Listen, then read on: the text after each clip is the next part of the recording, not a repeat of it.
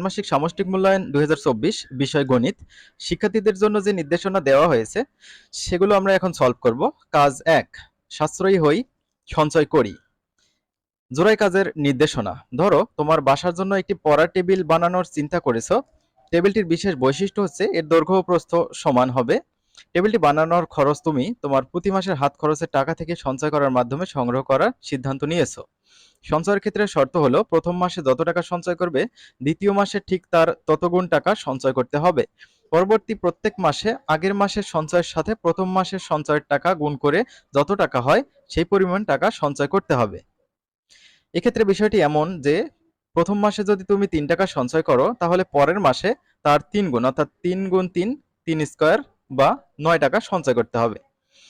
তোমরা সবারই সাথে আলোচনা করে তোমরা দুইজন প্রথম মাসে কত টাকা সঞ্চয় করবে তা ঠিক করে নাও। প্রথম মাসে একটি নির্দিষ্ট পরিমাণ টাকা সঞ্চয় করবে এবং ধারাবাহিকভাবে কয়েক মাস সঞ্চয়ের মাধ্যমে টাকা সংগ্রহ করে টেবিলটি তৈরি করবে। টেবিলের দৈর্ঘ্য কত ইঞ্চি হবে উক্ত টেবিলটি বানানোর সম্ভাব্য খরচ হিসাব করে প্রথম মাসে কত টাকা সঞ্চয় করবে এবং টানা কত মাস সঞ্চয় করবে তা জোড়ায় আলোচনার মাধ্যমে বিস্তারিত পরিকল্পনা করো। কিভাবে পরিকল্পনা করে কাজটি করবে তা উত্তরপত্রে ধাপে ধাপে বর্ণনা করো। তো শিক্ষার্থীরা তোমাদের এখানে দেখো কিছু প্রশ্ন দেওয়া আছে, এগুলো আমরা এখন সলভ করব। এবার প্রত্যেকে নিজের খাতায় নিচের প্রশ্নের উত্তরগুলো লিখে রাখো। ১ নম্বর, সঞ্চয়ের হিসাব ছক আকারে লিখো। তো চলো আমরা প্রথমে সঞ্চয়ের হিসাবটা ছক আকারে লিখে ফেলি। কাজ ১, সাশ্রয়ী হই, সঞ্চয় করি। আমি প্রথম মাসে ৩ টাকা সঞ্চয়ের পরিকল্পনা করেছি। আমার সঞ্চয়ের হিসাব ছক আকারে প্রকাশ করলাম। ধরি টেবিলটি ক্রয় করতে ৭০০ টাকা প্রয়োজন। এখানে খেয়াল করো, মাস দেওয়া হয়েছে আর পরের কলামে দেওয়া হচ্ছে সঞ্চয় টাকা। প্রথম মাসে ৩ টাকা আমরা সঞ্চয় করলাম, দ্বিতীয় মাসে সঞ্চয় করব। প্রথম মাসে যে টাকাটা সঞ্চয় করব সেটার দিয়ে গুণ করতে হবে, অর্থাৎ ৩ গুণ ৩, ৩ × ৯। তৃতীয় মাসে সঞ্চয় করব হচ্ছে আগে কত টাকা সঞ্চয় করতাম ৩ গুণ ৩ অর্থাৎ ৯ টাকা, তার সাথে আমরা প্রথম মাসের টাকাটা গুণ করেছি ৩ × ৯ ৩ নং ২৭, অর্থাৎ ৩ ৩ করে গুণ হতে থাকবে। এবার চতুর্থ মাসে সঞ্চয় করব, আগের মাসে ২৭ টাকা সঞ্চয় করেছি, ৩টা ৩ গুণ করলে ২৭ হয়, তার সাথে আমরা প্রথম মাসে ৩ টাকা যেটা সঞ্চয় করব সেটা আমরা গুণ করে নিয়েছি। তো ৪টা ৩ যদি তুমি গুণ করো ৮১ পাবা। আর পঞ্চম মাসে সঞ্চয় হবে এই যে ৪টা ৩ এর সাথে আরেকটা ৩ আমরা গুণ করেছি, হয়ে যাবে হচ্ছে ২৪৩ টাকা। ষষ্ঠ মাসের সঞ্চয় এটা হবে হচ্ছে ২৪৩ এর সাথে আরেকটা ৩ গুণ হবে, অর্থাৎ এখানে যে ৩ গুণ ছিল হচ্ছে ৫টা, আরেকটা ৩ বেশি গুণ হবে ৬টা, তো হয়ে গেল ৭২৯ টাকা। তো আমি বলেছিলাম টেবিল তৈরি করতে তোমাদের টাকা লাগবে হচ্ছে ৭০০ টাকা। তো এখানে কি আর করার, ৭২৯ টাকা হয়ে গেছে, কোনো সমস্যা নেই। একটু টাকা বেশি হলে কি সমস্যা। দেখো ২ নম্বর বলছে সংখ্যাগুলো কি ছকের মাধ্যমে সূচকারে প্রকাশ করা যাবে, ব্যাখ্যা দাও। সংখ্যাগুলো ছকের মাধ্যমে সূচক আকারে প্রকাশ করা যাবে, কারণ সংখ্যাগুলো তৈরি হয়েছে কিছু সংখ্যক ৩ দ্বারা, অর্থাৎ ৩ গুণ ৩ গুণ ৩, প্রত্যেকবারে নতুন নতুন একটা করে ৩ গুণ হতেই আছে প্রত্যেক মাসে, ঠিক আছে। তাহলে নিচে ছক আকারে দেখানো হলো। মাস দেওয়া আছে, সঞ্চয় দেওয়া আছে আর সূচকীয় আকার। প্রথম মাস ৩ টাকা, ৩ = ৩ আমরা লিখেছি, এটাকে আমরা 3⁻1 লিখতে পারি। আর দ্বিতীয় মাসে ৩ গুণ ৩, অর্থাৎ ভিত্তি একই হলে পাওয়ারগুলো যোগ হয়, 3 এর পাওয়ার ১ ১ করে আছে, তাহলে ৩ এর উপর স্কয়ার মানে হচ্ছে ৯। তারপর তৃতীয় মাসে ৩ গুণ ৩ গুণ ৩, অর্থাৎ 3 পাওয়ার 3 হবে। আর চতুর্থ মাসে আরেকটা ৩ কিন্তু বেড়ে যাবে, এখানে 3⁴ হবে।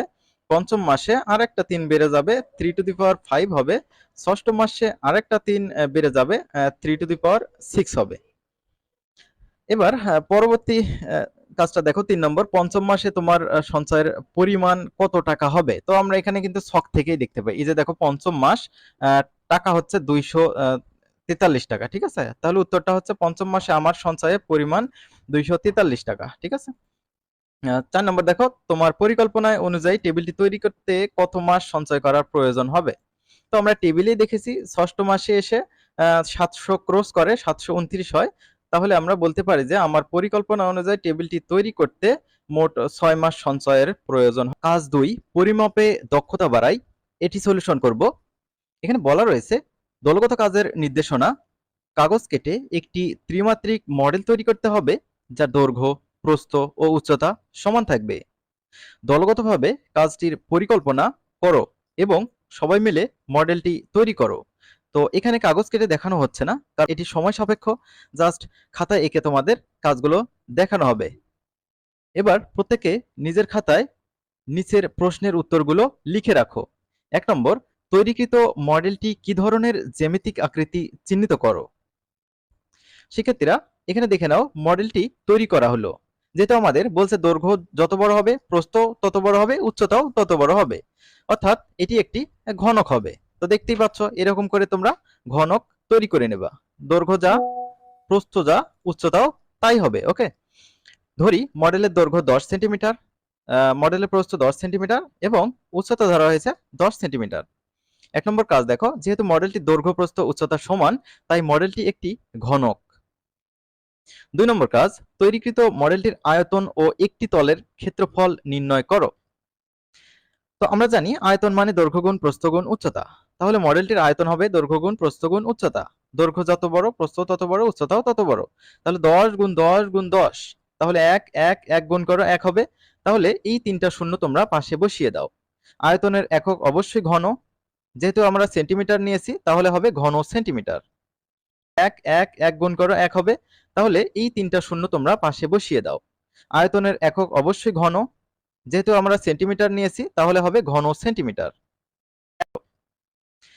তো আমরা জানি আয়তন মানে দৈর্ঘ্য গুণ প্রস্থ গুণ উচ্চতা। তাহলে মডেলের প্রস্থ 10 সেন্টিমিটার এবং উচ্চতা ধরা হয়েছে 10 সেন্টিমিটার। ১ নম্বর কাজ দেখো, যেহেতু মডেলটি দৈর্ঘ্য, প্রস্থ, উচ্চতা সমান, তাই মডেলটি একটি ঘনক। ২ নম্বর কাজ, 10 সেন্টিমিটার, মডেলের প্রস্থ 10 সেন্টিমিটার এবং উচ্চতা ধরা হয়েছে 10 সেন্টিমিটার। ১ নম্বর কাজ দেখো, যেহেতু মডেলটি দৈর্ঘ্য, প্রস্থ, উচ্চতা সমান, তাই মডেলটি একটি ঘনক। ২ নম্বর কাজ, তৈরিকৃত মডেলটির আয়তন ও একটি তলের ক্ষেত্রফল নির্ণয় করো। তো আমরা জানি আয়তন মানে দৈর্ঘ্য গুণ প্রস্থ গুণ উচ্চতা। তাহলে মডেলটির আয়তন হবে দৈর্ঘ্য গুণ প্রস্থ গুণ উচ্চতা। দৈর্ঘ্য যত বড়, প্রস্থ তত বড়, উচ্চতাও তত বড়। তাহলে 10 গুণ 10 গুণ 10, তাহলে 1 1 1 গুণ করো 1 হবে। তাহলে এই তিনটা শূন্য তোমরা পাশে বসিয়ে দাও। আয়তনের একক অবশ্যই ঘন, যেহেতু আমরা সেন্টিমিটার নিয়েছি তাহলে হবে ঘন সেন্টিমিটার। মডেলটির একটি তলের ক্ষেত্রফল আমরা বের করব। যে কোনো একটি তলের ক্ষেত্রফল যদি তোমরা বের করতে চাও, ধরো এই তলের ক্ষেত্রফলটা বের করতে চাও, তাহলে দৈর্ঘ্যের সাথে প্রস্থটা গুণ করতে হবে। ঠিক আছে, দৈর্ঘ্য এবং প্রস্থ কিন্তু সেম।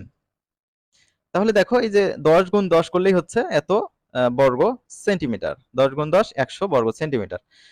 তারপরের কাজ দেখো, তৈরিকৃত মডেলটির সম্পূর্ণ তলের ক্ষেত্রফল নির্ণয় করা সম্ভব কিনা উত্তরের সপক্ষে যুক্তি দাও। অবশ্যই সম্ভব, সেটা দেখে নাও। ৩ নম্বর, তৈরিকৃত মডেলের সম্পূর্ণ তলের ক্ষেত্রফল নির্ণয় করা সম্ভব। মডেলের আকৃতি যেহেতু ঘনক আকৃতি, তাই সম্পূর্ণ তলের ক্ষেত্রফল হবে, একটা তলের ক্ষেত্রফল আমরা জানি দৈর্ঘ্য গুণ প্রস্থ, মানে হচ্ছে দৈর্ঘ্য এবং প্রস্থ সেম।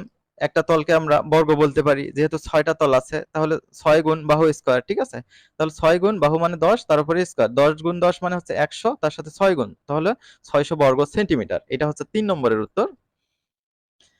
৪ নম্বর দেখো, ৪-এর কাজ ১ থেকে নিয়ে আসতে হবে বলছে। তোমরা পূর্বের ভিডিওটি দেখে না থাকলে দেখে নিতে পারো, পূর্বের ভিডিওর সাথে সামঞ্জস্যপূর্ণ এটি।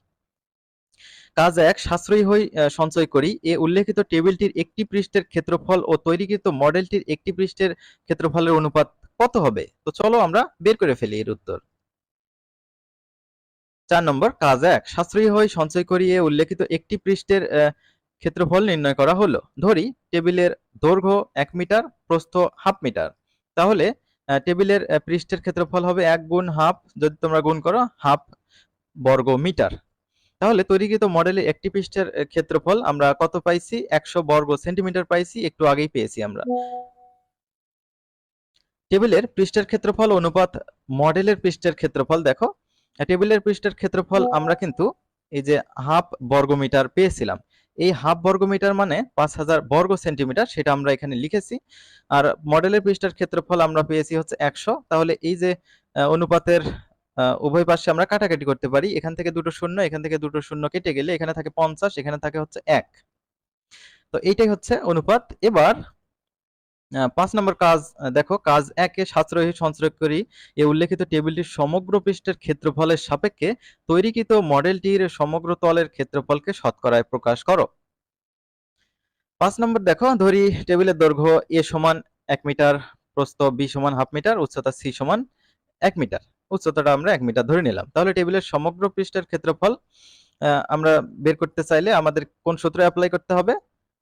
আমাদের হচ্ছে আয়তাকার ঘনবস্তু যে সূত্রটা আছে 2 into AB plus BC plus CA, এখানে A, B এবং C যথাক্রমে দৈর্ঘ্য, প্রস্থ এবং উচ্চতা নির্দেশ করতেছে।